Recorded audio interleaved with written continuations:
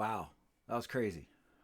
I just finished my first Zwift race with the steering. I got the little clickers last week. I've been playing with them a little bit on some rides, but this one it really counted. So this is the Stage 6B Zwift games. It's in Crit City. Actually, one of my favorite courses. I love doing these little Crit City races, mostly because the way the course is structured. So they're usually 8 laps, something like that. 25 minutes. I'm a solid high class E, low class D. Is that what they call them? Classes? I don't know. Whatever Zwift's categories. I'm a high category E, low category D. Um, I like Crit City because there aren't a ton of hills. It's pretty punchy, which I'm not. I wouldn't say I'm punchy, but I'm not a climber and I'm not a sprinter either. So punchy may be all I have left. Um, but I like this course. It's pretty fun. They're usually, a couple of good groups to ride with. There's usually a group up front. My strategy is usually to try to stay with that as long as I can. Sometimes I get dropped. Sometimes I'll get dropped to the second group. Sometimes I can make it all the way to the end and sprint for the finish. So I think in this race, I'm usually up at the front when I race in my class. I'm guessing in this race there were a lot of higher category riders that are same as me, figuring out the whole steering thing. So if you haven't seen any of these races yet, there are little zones all over the course to speed you up or slow you down. But when I say all over the course, they are all over the course, and you'll see what I mean once this gets going. So the first thing I would say, even before this starts, is it's not that I dislike the I don't know what they're calling these zones. They speed you up and slow you down. It's not that I dislike them, but I think I would want fewer of them, and I would like to see things like if there's a really tight corner that you're going to use your steering to go into that corner. Maybe it's a roll of the dice of what's going to be on the other side. So maybe it's a calculated risk to try to take that corner fast or to go around. But you'll see out here there are just a ton of these things, and I'm really bad at video games. So I'm kind of like a button masher, especially when things get stressful. I'm a turn-based video game player, um, and where it's really different on Zwift, playing a video game is that you're actually tired too. So that messes with you. All right, you can see now, like those reds, obviously the reds slow you down, the blues speed you up. And one of the things I figured out really quickly was how difficult it is to judge these things, like how they move, and then how far away you are as you're steering into it matters, but also how fast you're going. Like, yeah, like you're going fast as you start to hit that rise, but obviously you're going to slow down. If you've ridden this course before, like these little rollers at the beginning, they really will slow you down. So yeah, it all. This is like almost silly to me. There's so many of these, and I'm not saying that just because how bad I am at steering around them. Um, it just got a little goofy, but I like the concept, and I'm pretty sure Zwift will adjust and probably offer some different. Yes, like what do you do here? Come on. I'm sure they'll offer some different options. Maybe some courses have these, some races have these in spades, and others, there are just a few of them. The other part about if there were fewer of them, they would matter a lot more. So like if you can imagine that you have these just on sprint segments, and there are points involved, like those, they would really matter then. The ones that change from red to blue, like that's pretty cool. Like that'd be a cool feature in races. So I'm not against it. It just doesn't. Yeah, it's not gonna work great for me just because I'm so bad at video games. You'll see a couple of times in here, and we're not gonna watch the whole race, but a couple of times in here, I'll hit the pad and get like the rear view, and then which is awful on these because you really can't see what's in front of you, and it could really matter. Now, one good thing about the race I did, some others that I watched on YouTube, they'd had, you know, I don't know, 50, 60 riders. There weren't many riders in here, so there wasn't a lot of confusion. You know, where like you can't even see what's in front of you because there's so many people.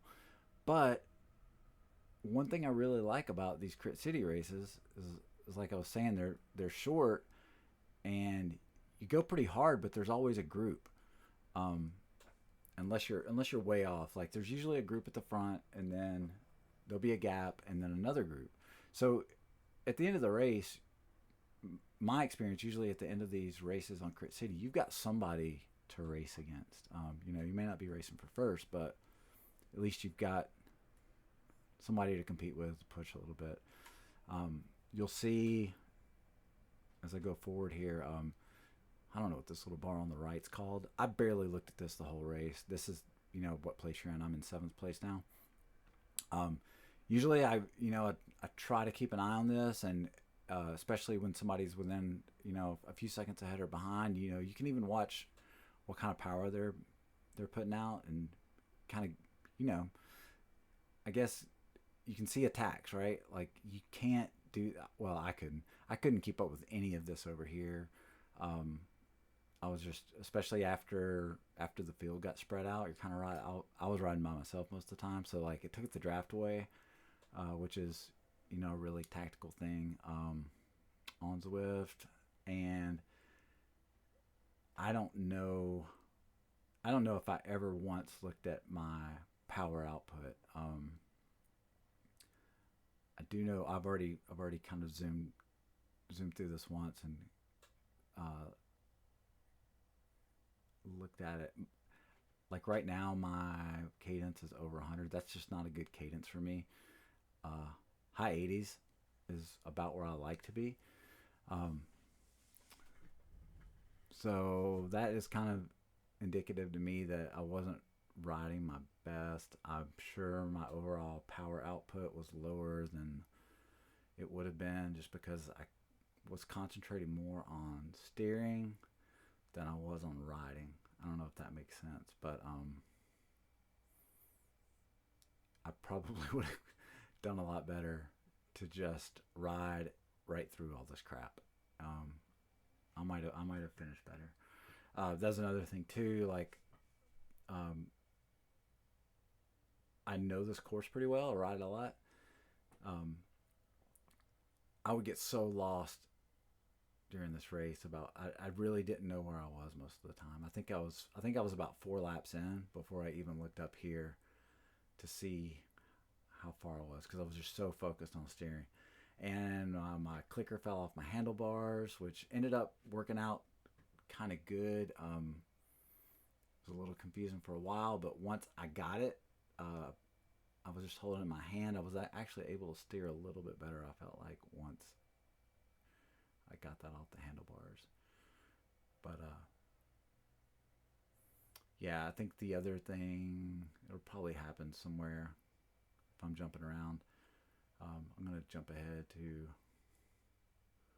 so we're 4 laps in now. This is around where I started paying attention to, like, okay, how far into this race am I? But again, I was so focused on trying to dodge all this crap. Oh, this is what I was going to say. Okay, so right here on the left, the same, and this is the default setting. I'm sure you can do it, but sure you can change it. But the default setting on the steering pad in the middle of it pulls up this action bar. So it's like, I don't know how many times during this race, 3 or 4 times, I'm not able to steer, and it's because this action bar was up. So you'll see I'm cycling through it because I'm trying to steer, but all I'm actually doing is cycling through this action bar. And then I had to remember, like, oh yeah, it's the B button that closes it. And yeah, again, I don't even know if it cost me anything, because maybe it kept me from steering right into some of these red zones. It's entirely possible. But yeah, here I'm going to try to steer probably. That wasn't one of the times. And then the other thing too is, because I was so tired, you know, you're putting forth effort here, every time I couldn't steer, I would forget why. You know, like, oh, by the end I was like, oh, I must have the action bar up again. Um, anyway, it's just really, I think it's a cool experience, but I don't think it would be something I would want to do every day. And this was the worst part for me in this race was there was really nobody around to race. You can see already over here, like look how spread out. There aren't any groups, and that's one of the most fun aspects to me of racing in Zwift is the groups.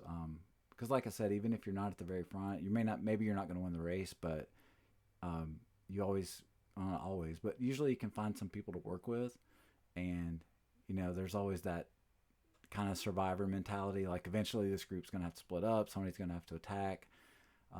Somebody's going to maybe try to bridge to another group, or somebody's going to get dropped. Do we wait on them?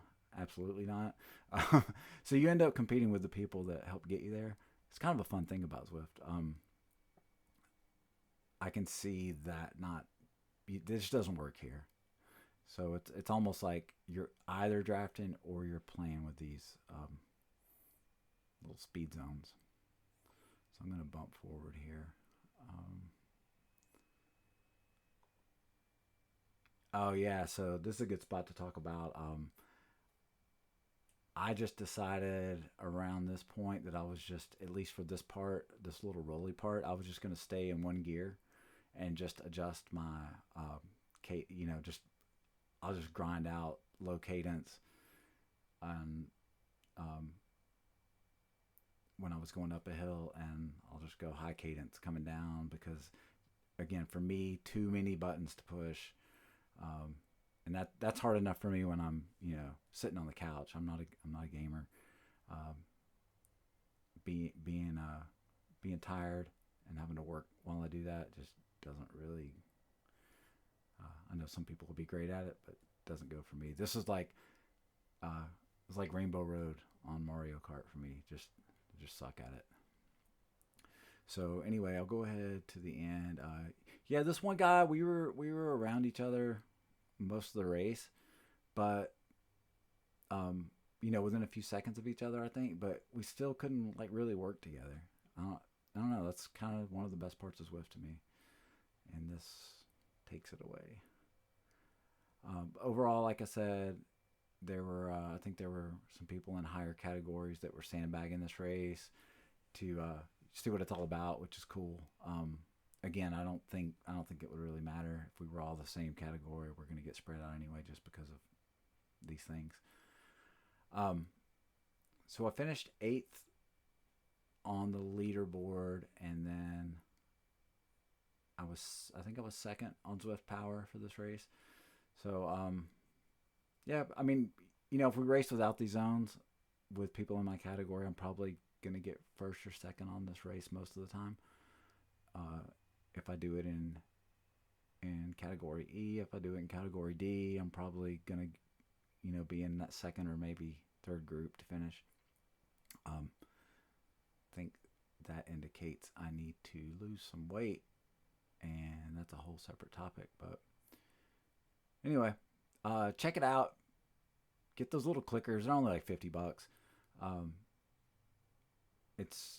I've liked using those just because I had some weird spots where my gears were indexed weird because my bike was set up to ride outside. I haven't ridden outside in 3 or 4 years. A couple of gears I was having some weird shifting. I didn't really trust the low gears, putting a lot of torque on the pedals.